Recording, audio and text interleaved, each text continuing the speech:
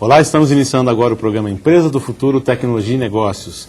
E hoje nós temos um convidado muito especial, o senhor Horácio Forjaz, que é o vice-presidente da Embraer. Como vai, Horácio? Tudo bem? Walter, boa tarde. É um prazer estar aqui no programa Empresa do Futuro, falando sobre a Embraer e o que nós temos feito ao longo desses últimos tempos.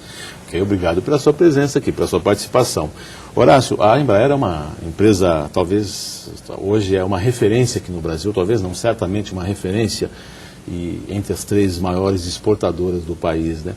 Como começou a história da Embraer? A Embraer foi fundada em 19 de agosto de 1969.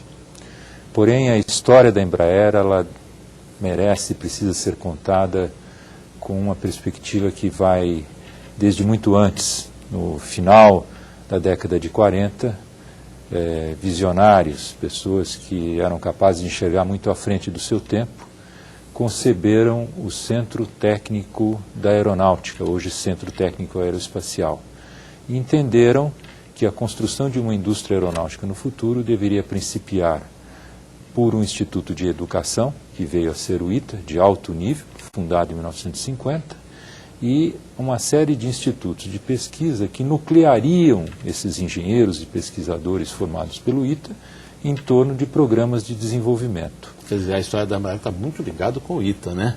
E o ITA tem uma referência nacional, mundial, né? Outro dia eu tive até lá tive a oportunidade de ver onde nasceu o ITA, como nasceu o ITA, e parece que tinham muitos estrangeiros também no primeiro grupo, não é isso mesmo?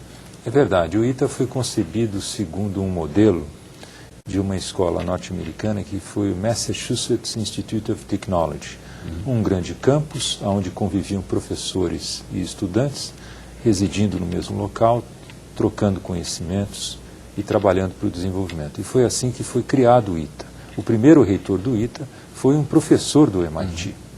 E você também passou pelo ITA? Eu passei pelo ITA entre 1970 e 1974, trago lembranças muito caras a mim. Foi uma escola que influenciou positivamente a minha formação e através da qual eu pude ingressar na Embraer.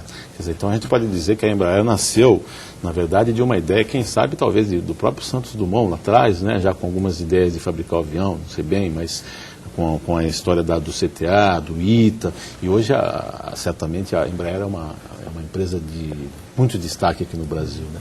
Como que a Embraer, qual é no seu conceito, Horácio, como a Embraer chegou nessa situação de hoje? A Embraer, ela, desde o início, dada a maneira como foi criada e concebida, ela se pautou pelo desenvolvimento de projetos e pela aquisição paulatina de tecnologias que foram vitais para o seu crescimento. Os programas governamentais que foram empregados pela Embraer no seu desenvolvimento, todos tinham dentro de si um conteúdo tecnológico. E através da agregação sucessiva desses programas, desses conhecimentos, a Embraer foi galgando patamares tecnológicos. Mas de onde ela trouxe, Horácio, esse conhecimento, essa tecnologia? Foi desenvolvimento nacional? Foi intercâmbio com o exterior? Como é que ela trouxe toda essa bagagem? A Embraer, ela sempre soube desenvolver excelentes parcerias com empresas estrangeiras. Já no seu início, através do programa Chavante, que era um jato treinador avançado, nós agregamos muitos conhecimentos relativos à produção seriada, coisa que os engenheiros até então não dominavam. A Embraer não era uma indústria, não tinha como conhecer técnicas relativas ao planejamento e controle de produção. Foi através do programa Chavante que nós tivemos essa primeira experiência. E outros programas, ao longo da sua história, contribuíram de maneira diferente. O programa MX, por exemplo, significou um salto em termos de engenharia que foi de enorme relevância para os programas futuros da Embraer. E assim vai. Programas sempre de parceria internacional, bem-sucedidos, bem planejados. Quer dizer, não acontece do dia para a noite, né, Horácio? É uma situação que vem aos poucos, né? Essa evolução acontece aos poucos, né? Durante muitos anos, né? Você veja bem o quão importante é uma visão de futuro. O ITA foi fundado em 1950. A Embraer foi fundada em 1969. E hoje nós estamos no ano 2005, com a Embraer e o Brasil desfrutando uma posição absolutamente privilegiada no cenário da indústria aeronáutica internacional. Sem dúvida, né? E hoje vocês estão hoje no mundo todo, como que vocês estão em termos de escritórios no mundo ou fabricação?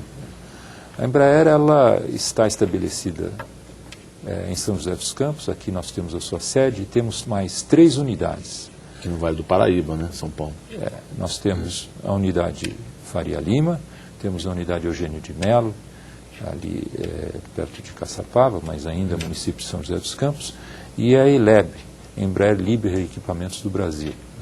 Nós temos em Botucatu a Neiva, que é uma subsidiária integral da Embraer, e na cidade de Gavião Peixoto, no centro do estado de São Paulo, próximo a Araraquara, a nossa mais recente unidade industrial. No exterior, nós estamos há 25 anos nos Estados Unidos, com uma unidade de vendas, marketing e apoio às nossas unidades em operação, na cidade de Fort Lauderdale e na cidade de Nashville, onde nós adquirimos no ano de 2001 uma unidade de revisão e manutenção de aeronaves. Nós temos já em construção a nossa futura unidade para fabricação dos aviões a serem utilizados no programa ACS. Isso nos Estados Unidos. Na Europa, desde 1983, no aeroporto de Le Bourget, uma unidade também para apoio das nossas aeronaves em operação, vendas e marketing. No Oriente, aliás, no Oriente Extremo, na Ásia, nós estamos em Singapura, desde setembro de 2000, e nós estamos em Beijing, na China, desde maio de 2000.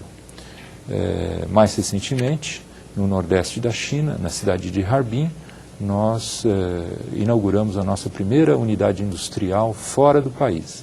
Então você pode ver, Walter, que é uma atuação geograficamente muito ampla e que envolve também colaboradores de diversas extrações raciais e culturais. Sem dúvida, e é um espetáculo falar da Embraer, né? Nós podemos passar o programa todo falando de todos os detalhes das unidades, mas basicamente na unidade de Gavião Peixoto, mais recentemente, houve até uma certa controvérsia de sair uma parte da unidade de São José para Gavião Peixoto.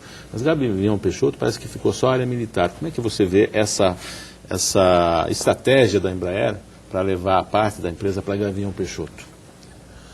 Bem, é preciso dizer que nós, em São José dos Campos, já havíamos atingido praticamente o limite físico de crescimento proporcionado pela nossa instalação na unidade Faria Lima.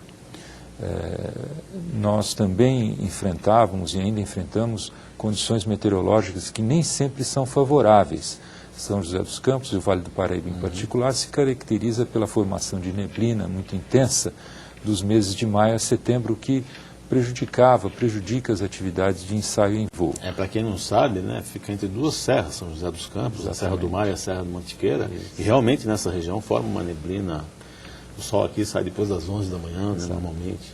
O nosso movimento na direção de Gavião Peixoto, então, teve por objetivo desfrutar de uma área que tem uma característica de alta insolação ao longo de todo o ano, terreno muito plano, e onde nós concentramos nossas atividades de ensaio em voo e gradativamente estamos transferindo as atividades de fabricação de aeronaves voltadas para a defesa. São José dos Campos deverá abrigar as unidades voltadas, essa atividade de fabricação voltadas para a aviação comercial. Mas é preciso lembrar que isso não sinaliza de forma nenhuma uma mudança para Gavião Peixoto. Ao mesmo tempo que nós optamos por Gavião Peixoto, nós também adquirimos, através de um leilão, a unidade que hoje é conhecida como unidade Eugênio de Melo, que contempla as antigas instalações da Engesa e que hoje abrigam mais de 1.300 empregados.